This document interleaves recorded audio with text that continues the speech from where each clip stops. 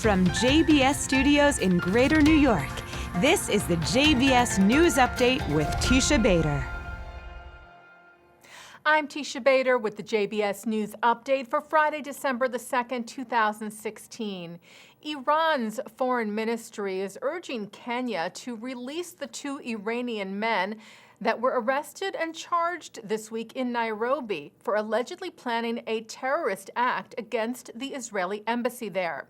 The Times of Israel reports that Iranian Foreign Ministry spokesman Bahram Ghassemi said the two Iranian citizens were, quote, official lawyers of the Justice Ministry who traveled to Nairobi on behalf of the families of two Iranian prisoners in Kenya for a legal follow-up. But Kenyan State Prosecutor Duncan Ondimu maintains that Saeed Nasrallah Ibrahimi and Abdul Hussein Goli Safei, who were arrested Tuesday in an Iranian diplomatic car, were taking pictures of the Israeli mission using a mobile phone. Ghassemi called the entire incident a misunderstanding and called for the immediate release of the two men. The Times of Israel reports that Israel's foreign ministry has not commented on the incident. Ohio is the latest state to take a stand against the BDS, Boycott, Divestment, and Sanctions movement that seeks to delegitimize the state of Israel. The Buckeye State's House of Representatives approved a bill targeting BDS by a vote of 81-13 on Wednesday. According to the Cleveland Jewish News, the legislation would prohibit Ohio from contracting with companies that engage in boycotts of Israel, including companies located outside of the state. It also would require companies to explicitly state in contracts that they are not boycotting or divesting from Israel. Other states that have passed such legislation include Arizona, California, Colorado, Florida, Georgia, Illinois, Indiana, Iowa, and South Carolina.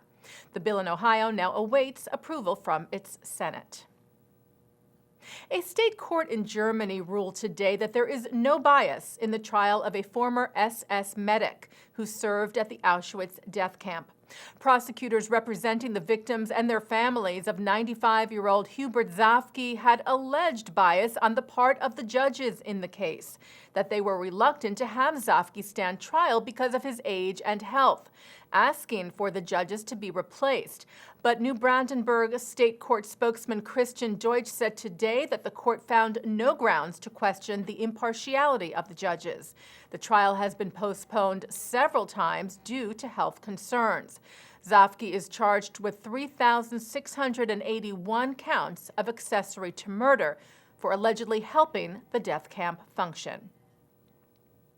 Leaders of the World Jewish Congress addressed the United Nations in New York City yesterday in order to honor the thousands of Jews forced to flee Arab lands after the establishment of the State of Israel.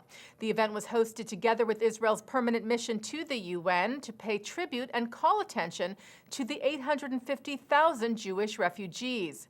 Chair of the World Jewish Congress North America, Evelyn Summer, said that the time has come for the international community to take concrete steps to ensure that justice be served for the refugees, noting that Jewish refugees have never been recognized or helped by the UN. Britain's Home Secretary has pledged millions of dollars to help protect Jewish institutions in the UK.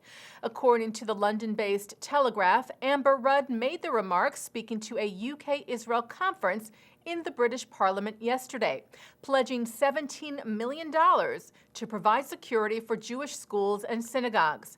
Rudd said we can only effectively challenge hatred and division by working together, not just internationally, but at home.